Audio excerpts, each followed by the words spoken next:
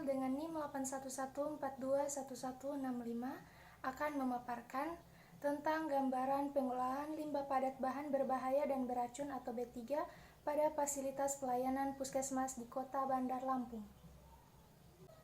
Limbah bahan berbahaya dan beracun adalah sisa kegiatan sarana usaha dan jasa yang mengandung B3.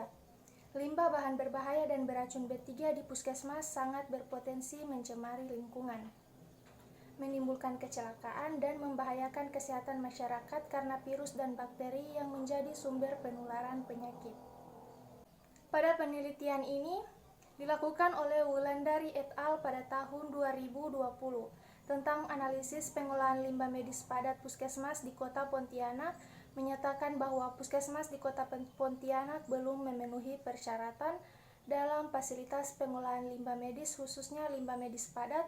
Hal ini dikarenakan jumlah insinerator yang masih terbilang minim.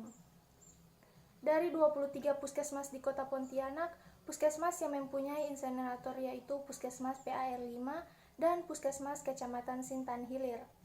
Pengolahan limbah medis puskesmas di Kota Bandar Lampung mempunyai permasalahan yang sama, yaitu belum memenuhi persyaratan dalam fasilitas pengolahan limbah padat B3 karena keterbatasan alat dan anggaran untuk pengolahan dan pengangkutan sesuai prosedur yang berlaku.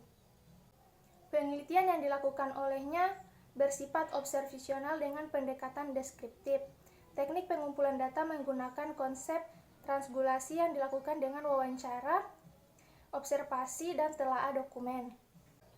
Data pengamanan limbah fasilitas pelayanan kesehatan di Indonesia menurut Kementerian Kesehatan Republik Indonesia tahun 2020 tercatat dari total 9.931 puskesmas di Indonesia, data puskesmas rawat inap yang melakukan pengolahan limbah yaitu 1.225 puskesmas dengan timbulan limbah 0,83 kg per tempat tidur per hari, 9,72 kg puskesmas per hari, dan 96,51 ton per hari. Data pengamanan limbah fasilitas pelayanan kesehatan di Kota Bandar Lampung menurut Kementerian Kesehatan Republik Indonesia tahun 2020 tercatat dari total 30 puskesmas di Kota Bandar Lampung, data puskesmas rawat inap yang melakukan pengolahan limbah yaitu 11 puskesmas rawat inap dengan timbulan limbah 0,33 kg per tempat, 4,18 kg per puskesmas hari, dan 0,13 ton per hari. Dari wawancara penelitian tersebut, ditemukan kesimpulan hasil wawancara, observasi, dan telaah dokumen. Dengan informan utama yaitu Kepala Puskesmas. Kepala Puskesmas menyatakan, staf kesehatan lingkungan di seluruh puskesmas Kota Bandar Lampung memiliki tenaga kesehatan lingkungan rata-rata 2-3 orang tenaga kesehatan lingkungan di puskesmas. Sumber anggaran dana pengolahan limbah padat B3 di puskesmas bersumber dari dana alokasi khusus atau DAK dan yang utama bersumber dari dana Jaminan Kesehatan Nasional atau JKN. Sarana prasarana pengolahan limbah padat B3 seluruh puskesmas yang telah menyediakan sarana perwadahan limbah yang terpisah sebagai proses pengumpulan dan pemilahan. Penyimpanan sementara limbah sebelum diangkat untuk diolah disimpan di TPS B3. Tata laksana pengolahan limbah padat B3 seluruh puskesmas memiliki SOP pengolahan limbah, proses pengangkutan ke Rumah Sakit Umum Daerah Dr.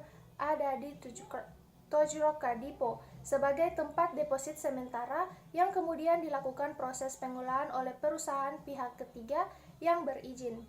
Fasilitas atau alat penunjang pengolahan limbah padat B3 bahwa seluruh puskesmas tidak ada yang memiliki alat penunjang pembakaran.